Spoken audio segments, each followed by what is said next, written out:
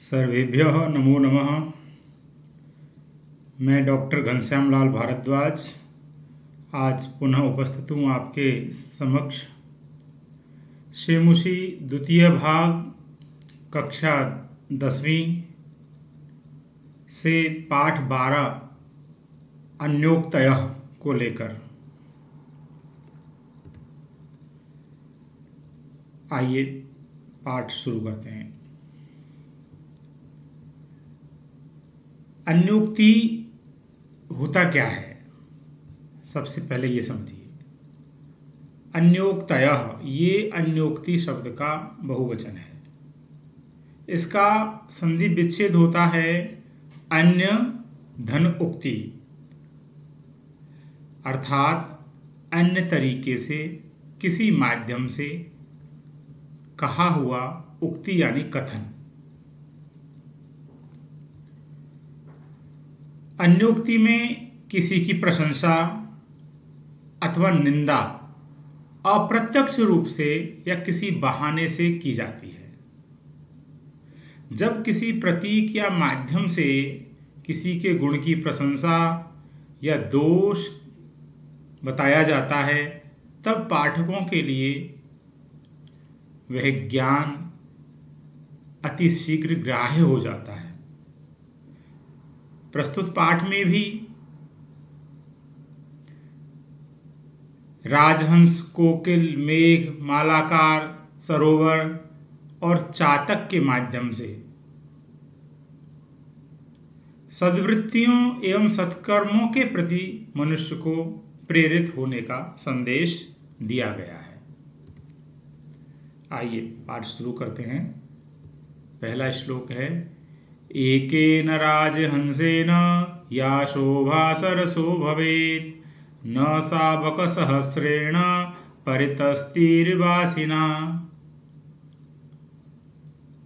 पहले श्लोक में ही शब्दार्थ देखेंगे।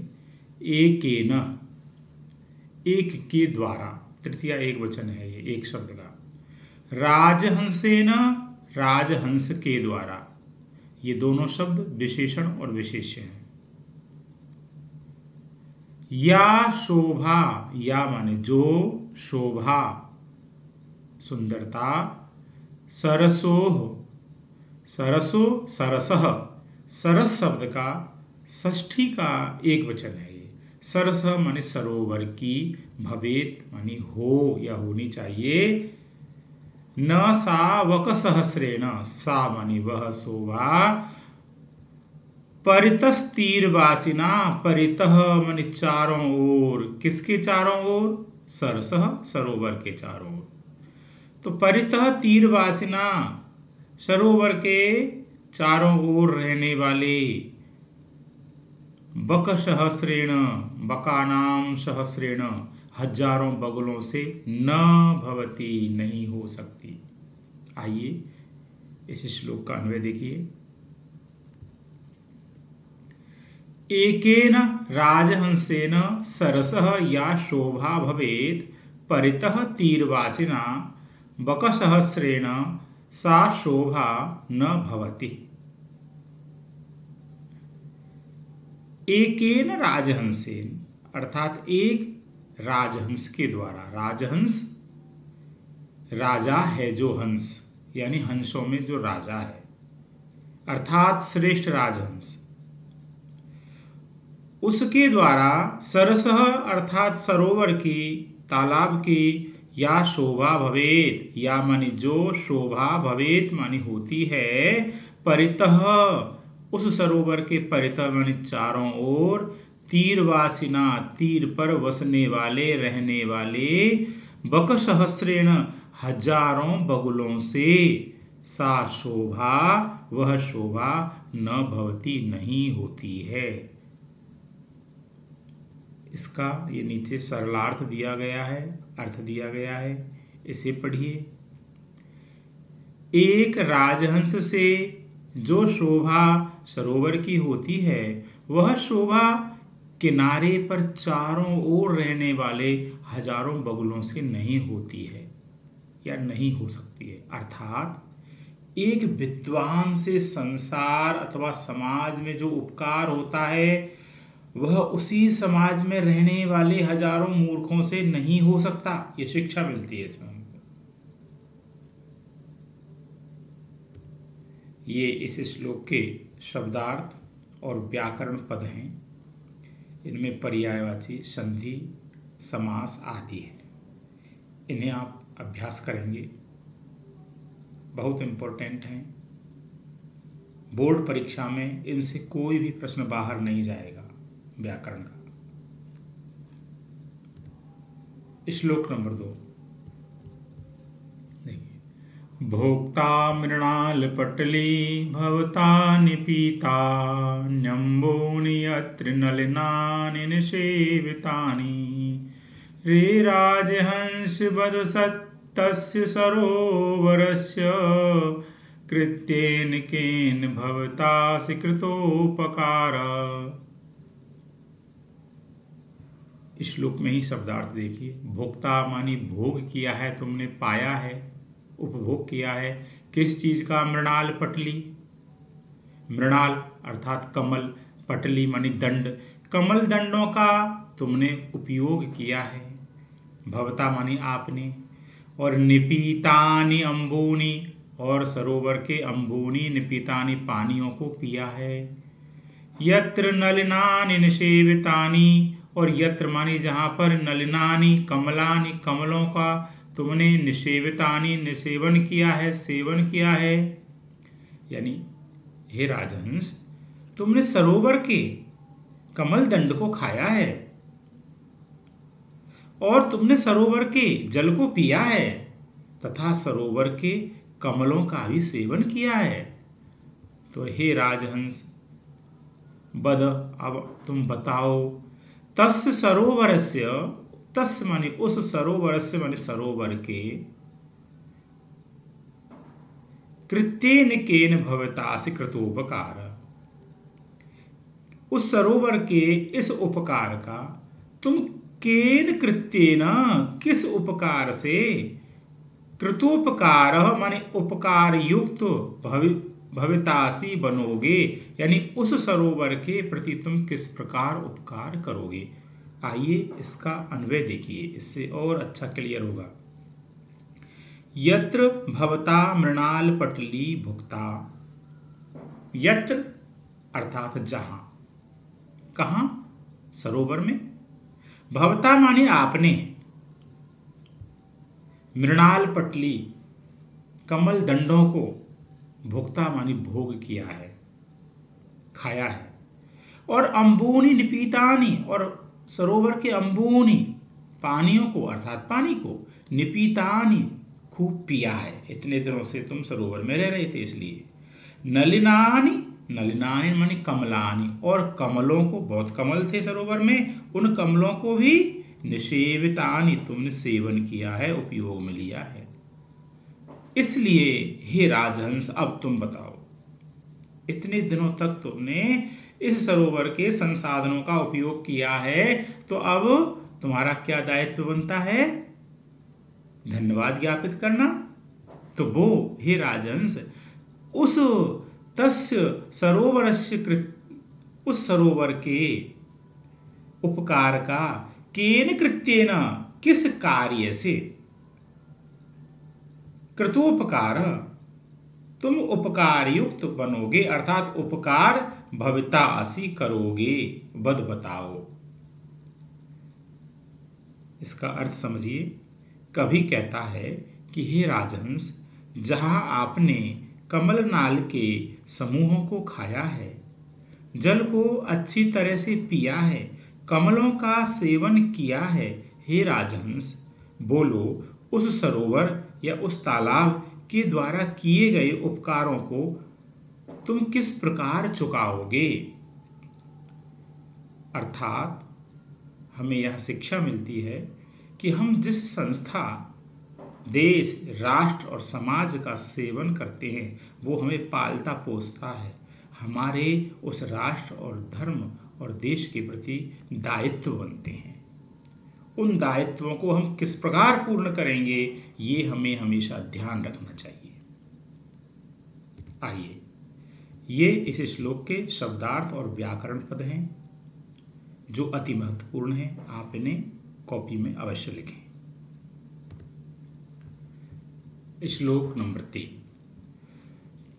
तोयैरल्पैरपि करुणया भीमिवा भानो निधागे मालाकार व्यरचि भवता या तरोरस्य पुष्टि सा किं शक्या जनयितुमिह प्रावृष्येनेन वारां धारासारानपि विकरता विश्वतो वारिदेन।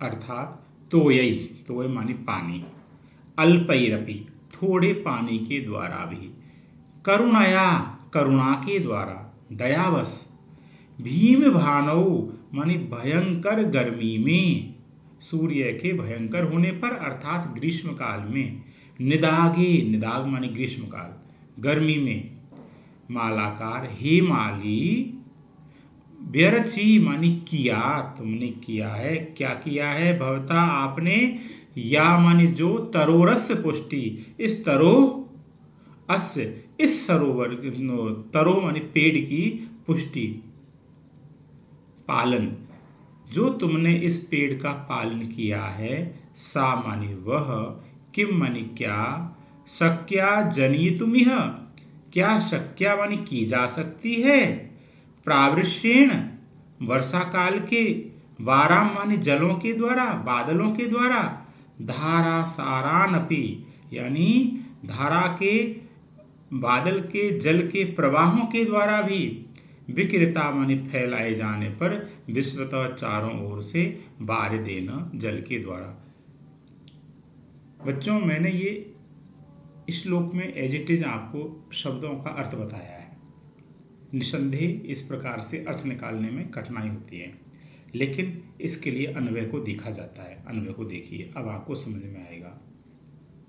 हे मालाकार, अरे माली, भीम भानौ, भीम मानी भयंकर अर्थात तेज, भानौ मानी सूर्य के उदय होने पर, यानी सूर्य के तीव्र होने पर अर्थात गर्मी में, निदागे ग्रीष्म काल में, गर्मी के समय में, अल्पई तोयई थोड़े जल के द्वारा, अपि मानी भी यानी थोड़ा जल देकर के भी, भवता मानी आपने, करुणया मानी करुणावश, अश तरोह या पुष्टि व्यरचि, इस तरु की, इस पेड़ की, या पुष्टि ही व्यरचि जो पुष्टि की है, अर्थात जो पालन पोषण किया है इस पेड़ का गर्मी में, विश्वतः चारों ओर से, वाराम धारा सारान पानी की धाराओं के अजस्र प्रवाह के द्वारा,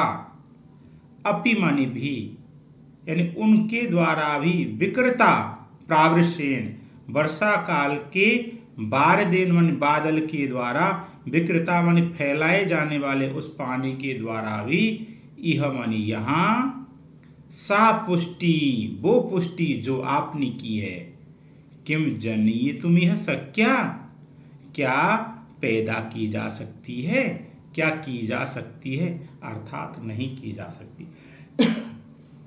कहने का तात्पर्य यह है, श्लोक में कवि कहता है कि हे माली, सूर्य के अत्यंत ताप और भीषण गर्मी के समय में थोड़े जल से भी आपने दयावश इस पेड़ का जो पोषण पालन किया है, चारों ओर से जलों को, धाराओं के प्रवाहों को भी बरसाते हुए, वर्षा काल के बादल के द्वारा इस संसार में अर्थात इस पेड़ की पुष्टि क्या की जा सकती है, अर्थात नहीं की जा सकती।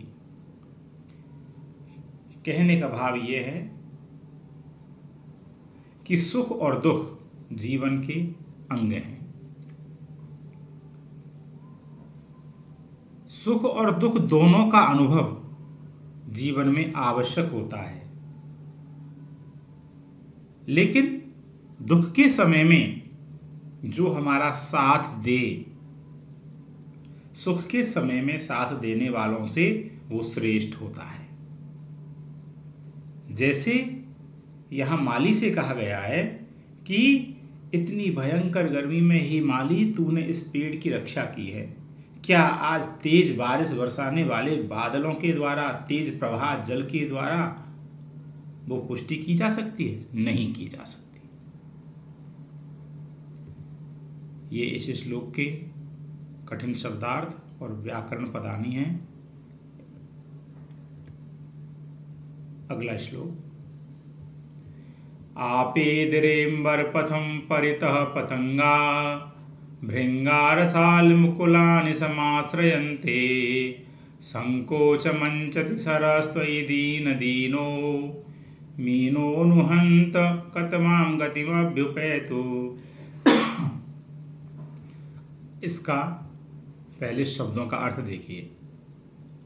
आपे दिरे माने प्राप्त किया, अंबर पथम आकाश मार्ग को, परितः चारों ओर से, पतंगा माने पक्षियों ने, अर्थात पक्षियों ने चारों ओर आकाश को प्राप्त कर लिया है, पहुंच गए हैं। और भृंगाह, भृंग माने भौरे, भ्रमर, रसाल मुकुलानि, आम के मुकुलानि पुष्पाणि समाश्रयन्ते, उनका आश्रय बना लिए हैं। यानी भौरे आम की मंजरियों में पराग चूसने के लिए चले गए हैं। संकोच मंचति सरस त्वयि दीन दीनो, सरह त्वयि हे सरोवर, त्वयि तुम्हारे, संकोच मंचति संकुचित हो जाने पर, अर्थात हे सरोवर तुम्हारे सूख जाने पर, दीन दीनो, दीनों में दीन, अति दीन, जो मीनो जो मछली है, हंत हाय, कतमाम गतिम अभ्युपेतु, वो किस गति को प्राप्त करे बताओ। अर्थात अन्वय के द्वारा समझिए। पतंगाः पक्षिणः पक्षी, परितः चारों ओर, अंबर पथम आकाश मार्ग में, आपे दिरे चले गए हैं, प्राप्त हो गए हैं, पहुंच गए हैं। यानी पक्षी आकाश मार्ग में चले गए हैं, और भृंगाह और जो भ्रमर हैं, भौरे हैं, वो रसाल मुकुलानि, वो आम की मंजरियों को समाश्रयन्ते अपना आश्रय बना लिए हैं, वो भी छोड़कर चले गए हैं। सर इसलिए हे सरोवर, त्वयि संकोचम मंचति, तुम्हारे संकोचम अंचति माने सूख जाने पर, अंचति माने होता है प्राप्त होना, तो संकोचम माने सूखना और प्राप्त होना अर्थात सूख जाने। हे सरोवर, तुम्हारे सूख जाने पर, हाय ये बताओ, ये दीन दीन, दीनों में जो दीन, जो मीन मानी मछली है, जो तुम्हारे पानी में रहती है, नु मानी निश्चित रूप से, कतमाम गतिम किस गति को, अभ्युपेतु प्राप्त करे, अर्थात वो कहां जाए ये बताओ। वो कहीं नहीं जा सकती। इसका अर्थ देखिए। प्रस्तुत श्लोक में कवि कहता है कि पक्षियों ने चारों ओर से आकाश मार्ग को प्राप्त कर लिया है, भौरे आम की मंजरियों को आश्रय बना लिए हैं। अरे सरोवर, तुम्हारे सूखने पर निराश्रित अर्थात अनाथ मछली निश्चित रूप से किस गति को प्राप्त करेगी, कहां जाए, अर्थात कहीं नहीं जा सकती। तात्पर्य यह है कि संकट के समय में जो अपना साथ दे वही सच्चा मित्र है। यहां पर सरोवर की सच्ची मित्र मछली को बताया गया है कि सरोवर यदि सूखता है तो मछली वहीं अपने प्राण दे देती है, पर कहीं छोड़कर नहीं जाती। तो अच्छे मित्र ऐसे ही होते हैं, अच्छे मित्र बनना चाहिए। ये इस श्लोक के कठिन शब्दार्थ, पर्यायवाची, संधि, समास आदि व्याकरणिक पद हैं। अगला श्लोक। एक एव खगो मानी वने वसति चातक पिपासितो वा म्रियते याचते वा पुरंदरम।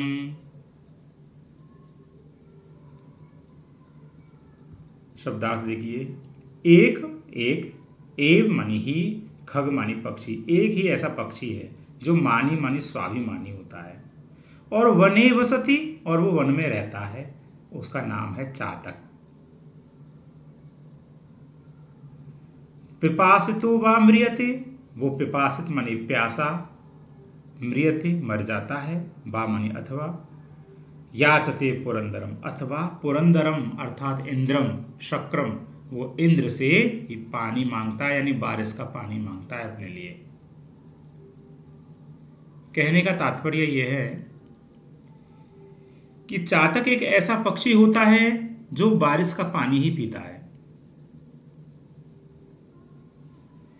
वह अति स्वाभिमानी है, दूसरा पानी नहीं पीता, सरोवर का पानी नहीं पीता, इसलिए वो या तो इंद्र से मांगता है, बारिश का पानी मांगता है, या प्यासा मर जाता है। ये है स्वाभिमान। आइए इस श्लोक का अन्वय देखते हैं, अन्वय से समझ में आएगा। एक एव, एक मानी एक, एव मानी ही, मानी स्वाभिमानी, खग पक्षी, एक ही स्वाभिमानी पक्षी, चातक जिसको चकोर बोलते हैं हिंदी में, चकोर, वने वसति जंगल में रहता है, वा अथवा पिपासितः म्रियते, वो या तो प्यासा मर जाता है, या फिर पुरंदरम माने इंद्रम, इंद्र से ही याचते मांगता है, यानी बारिश का पानी ही पीता है। सरल अर्थ यह है, कवि कहते हैं कि एक ही स्वाभिमानी पक्षी चातक वन में रहता है, जो या तो प्यासा ही मर जाता है, या फिर इंद्र से अपने लिए वर्षा का जल ही मांगता है, याचना करता है। अर्थात चकोर पक्षी की तरह संसार में स्वाभिमानी व्यक्ति भी अपने सम्मान व मर्यादा के साथ जीते हैं। अमर्यादित और सम्मान विहीन जीवन जीने की अपेक्षा वे मरना अधिक पसंद करते हैं। ये इस श्लोक के कठिन शब्दार्थ और संधि समास आदि हैं। अगला श्लोक। आश्वास्य पर्वतकुलं तपनोष्ण तप्त मुद्दाविदाव विधुरानि च काननानि नाना नदी नदशतानि च पूरयित्वा रिक्तोऽसि यज्जलद सैव तवोत्तमा श्रीः। शब्दार्थ देखिए। आश्वास्य मानी आश्वस्त करके, विश्वास दे करके, यानी संतुष्ट करके। किसको संतुष्ट करके? पर्वत कुलम, पर्वतों के कुल को, यानी पर्वतों को संतुष्ट करके। कैसे हैं पर्वत? तपन मानी तपन से, गर्मी से, उष्ण गर्म तप्त हैं, और उद्दाम दाव विधुरानी, और उद्दाम माने ऊंचे, दाव विधुरानी यानी वृक्षों की लकड़ियों से रहित, अर्थात फिर से समझिए शब्द को, उद्दाम दाव विधुरानी का अर्थ होता है बड़े बड़े ऊंचे ऊंचे पेड़ों और उनकी लकड़ियों से रहित, अर्थात छोटे छोटे पेड़ों वाले। च काननानी, और काननों को, जंगलों को, और नाना मानी अनेक, नदी और नद यानी नदी और नदों को, शतानी सैकड़ों नदी नदों को, च पूरयित्वा तुम पूर्ण करके, रिक्तो असि खाली हो गए हो, यथ जलद हे जलद, हे बादल, स सैव तवोत्तमाश्री, साएव यही वही, तब मानी तुम्हारी, उत्तमाश्री शोभा है, लेकिन यही तुम्हारी सुंदरता है।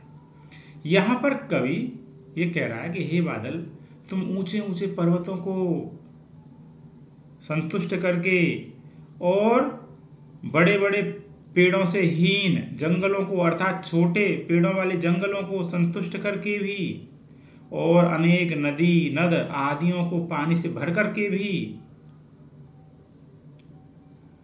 तुम खाली हो गए हो। तो यही तुम्हारी सुंदरता है। अन्वय देखिए, तपनोष्ण तप्तम, गर्मी से उष्णता से तप्तम मानी तपे हुए।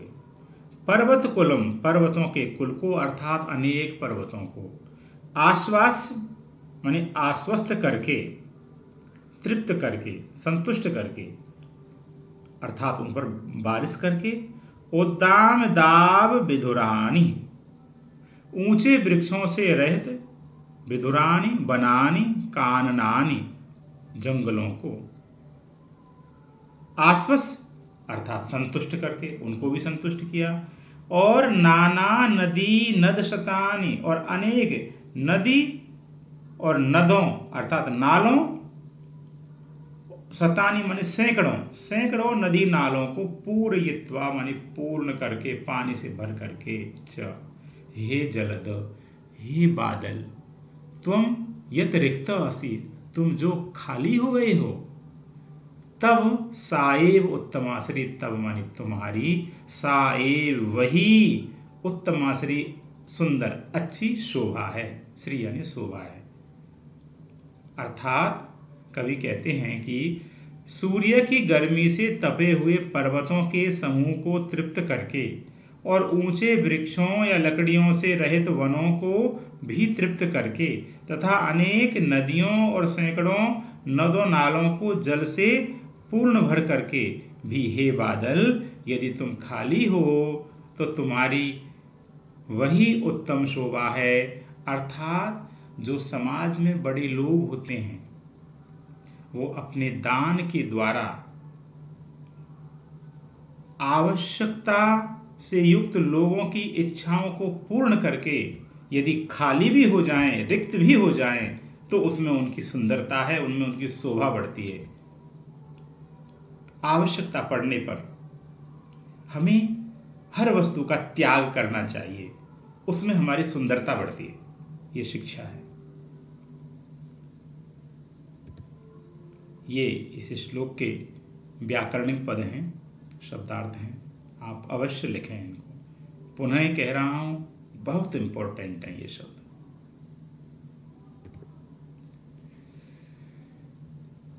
अंतिम श्लोक। रे रे चातक सावधान मनसा, मित्र क्षणं श्रूयताम्। अम्बोदावह हि सन्ति गगने, सर्वेऽपि नैतादृशा। केचिद्वृष्टिभिराद्रयन्ति वसुधाम्, गर्जन्ति केचिद्वृथा। यं यं पश्यसि तस्य तस्य पुरतो, मां ब्रूहि दीनं वच। बहुत सुंदर श्लोक है। देखिए शब्दार्थ देखो पहले श्लोक में ही। रे रे चातक, अरे अरे चातक।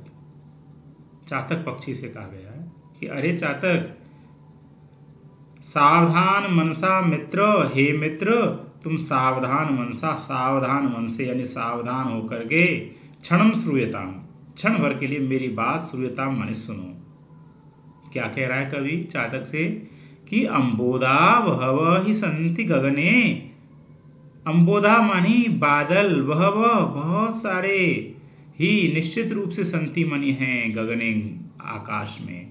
आकाश में निसंदेह बहुत सारे बादल हैं, पर हे चातक सर्वेपि वे सभी नैतादृशा न एतादृशा एक जैसे नहीं हैं। क्योंकि केचिद वृष्टि भी, कुछ तो केचिद मानी कुछ, वृष्टि भी मानी बारिश से, पानी से, आर्द्रयंती मानी गीला करते हैं, वसुधाम मानी पृथ्वी को, कुछ तो बारिश करते हैं, पृथ्वी को जल बरसाते हैं। लेकिन गर्जंती केचित वृथा, और कुछ उनमें वृथा गर्जंती व्यर्थ में बोलते रहते हैं, व्यर्थ में गरजते रहते हैं। इसलिए यम यम पश्यसि, तुम जिस जिसको देखते हो बादल को, क्योंकि तुम तो बादल का ही पानी पीते हो, इसलिए जिस जिसको देखते हो, तस् तस् पुरत, उस उसके पुरत हमारे सामने, माँ ब्रूहि दीनम वच, माँ ब्रूहि मत बोलो, दीनम वच दीनता के शब्द, वच माने शब्द, मत बोलो। यानी जो देने वाला है उससे तो याचना की जा सकती है, हर किसी के सामने याचना नहीं की जा सकती, हर कोई देने वाला नहीं होता। आइए इसका अन्वय देखिए। रे रे मित्र चातक, रे रे अरे अरे मित्र चातक, सावधान मनसा, सावधान होकर मन से, क्षणम श्रूयताम क्षण भर सुनो। क्या सुनो? कि गगने आकाश में ही निश्चित रूप से बहवह बहुत सारे, अम्बोदाह मणि बद्दलाह, मेघा बादल, संति मणि हैं, सर्वेपि वे सर्वे अपि मणि भी, एतादृशा न संति, एतादृशा का अर्थ है एक जैसे, न संति नहीं हैं, क्योंकि कुछ केवल दिख रहे हैं, गरज रहे हैं, वो बरसते ही नहीं, कुछ ही बरसते हैं। तो केचित वसुधाम, उनमें से कुछ तो वसुधाम मानी पृथ्वी को, वृष्टि भी मानी बरसात के द्वारा, बारिश के द्वारा, आर्द्रयंती गीली करते हैं अर्थात बारिश करते हैं, और केचित वृथा गर्जंती, और कुछ व्यर्थ में ही गरजते हैं। अतः इसलिए त्वम माने तुम, हे चातक, यम यम पश्यसि, जिस जिसको देख रहे हो, तस् तस् पुरतः, उस उसके सामने, दीनम वच माब्रूहि, अपने दीनता के वचन शब्द माब्रूहि मत बोलो। कवि कहते हैं कि हे मित्र चकोर पक्षी, सावधान मन से क्षण भर तनिक मेरी बात सुन लो। आकाश में निश्चय ही बहुत से बादल हैं, परंतु सभी ऐसे नहीं हैं जैसे तुम चाहते हो, बरसने वाले एक जैसे नहीं हैं। उनमें कुछ तो धरती को बारिश से भिगो देते हैं, और कुछ बेकार में गरजते ही हैं, बस बरसते नहीं हैं। तुम जिस जिसको संपन्न देखते हो, बड़ा देखते हो, उसके सामने अपने दुख भरे वचनों को मत बोलो, अर्थात उनसे पानी की याचना मत करो। तात्पर्य यह है कि संसार में सहायता करने वाले बहुत कम लोग होते हैं जो हमारी सहायता कर सकते हैं, इसलिए हमें योग्य व्यक्ति को परख करके ही अपनी बात रखनी चाहिए। हर किसी के सामने अपना हाथ नहीं फैलाना चाहिए, याचना नहीं करनी चाहिए, उससे हमारा अभिमान स्वाभिमान टूटता है। ये इस श्लोक के कठिन शब्द, शब्दार्थ, संधि, समास, प्रत्यय आदि हैं। इनको आप उत्तर पुस्तिका में अवश्य लिखें। इनसे आउट कोई भी बोर्ड में प्रश्न नहीं जाएगा व्याकरण का, इस पाठ में से ध्यान रखें आप इस बात का। बच्चों धन्यवाद आपका। साथ ही आपको मैं बताना चाहता हूँ कि इस पाठ के अभ्यास प्रश्न हम अगले वीडियो में करेंगे। वीडियो बड़ा हो जाने के कारण हमने उसको पार्ट 2 में रखा है। जो भी आपको कुछ समझ में नहीं आया हो उसे आप कमेंट बॉक्स में लिखें, मैं आपकी शंकाओं का समाधान करने का प्रयास करूँगा। पुनः एक बार धन्यवाद।